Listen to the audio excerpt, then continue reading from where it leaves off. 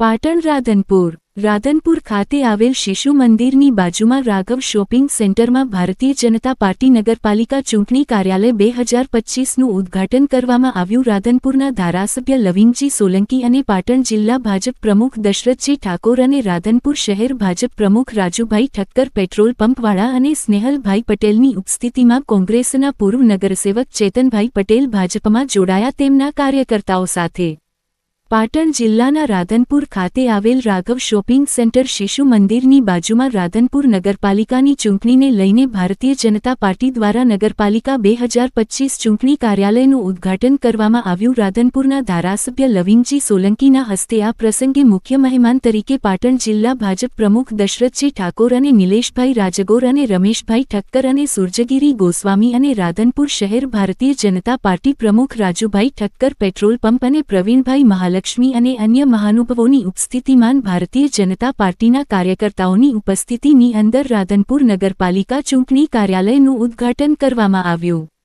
આ પ્રસંગે મોટી સંખ્યામાં રાધનપુર નગરના ભારતીય જનતા પાર્ટીના કાર્યકર્તા ઉપસ્થિત રહ્યા હતા અને રાધનપુર નગરપાલિકા ઉપર ભારતીય જનતા પાર્ટી વિજય બનશે તેવો આશા વ્યક્ત કરવામાં આવ્યો હતો. ત્યારે ભારતીય જનતા પાર્ટીના કાર્યકર્તાના સૂત્રો પાસેથી મળતી માહિતી અનુસાર સંભવિત ઉમેદવારોના નામો પણ ચર્ચામાં બન્યા હતા, જેમાં રાધનપુરના જાણીતા બિલ્ડર સેવાભાવી મહેશભાઈ રઘુરામભાઈ ઠક્કર અને મનુભાઈ રાજદેવ ઠક્કર પૂર્વ કોર્પોરેટર અને પ્રકાશભાઈ દક્ષિણી અને રાધનપુર શહેર ભાજપ પૂર્વ પ્રમુખ જશુભાઈ રાવલ જે વોર્ડ નંબર 7 અથવા 3 નંબરમાંથી લડી શકે છે, તો રમેશજી કેશાજી ઠાકોર વોર્ડ નંબર 2માંથી લડી શકે છે, તો ગોકુળભાઈ ભરવાડ અને ડો દેવજીભાઈ પટેલ અને વોર્ડ નંબર 7માંથી મુકેશભાઈ ફરાર અને નરેશભાઈ બારોટ અને ઈશ્વરદાન ગઢવી વોર્ડ નંબર 7ના સંભવિત ઉમેદવાર અને હરેશભાઈ ચૌધરી વોર્ડ નંબર 7ના સંભવિત ઉમેદવાર અને કલ્પનાબેન અને ટીનાબેન ઠાકોર અને અન્ય મહાનુભાવો અને નગરપાલિકાના દાવેદારોની ઉપસ્થિતિમાં રાધનપુર ભારતીય જનતા પાર્ટી નગરપાલિકા રાધનપુરની ચૂંટણી કાર્યાલય ઉદ્ઘાટન કરવામાં આવ્યું. આ પ્રસંગે કોંગ્રેસના પૂર્વ કોર્પોરેટર અને પાણી સમિતિના ચેરમેન ચેતનભાઈ પટેલ કોંગ્રેસમાંથી ભારતીય જનતા પાર્ટીમાં જોડાયા. તેમની સાથે અન્ય યુવાનો ભારતીય જનતા પાર્ટીમાં જોડાયા.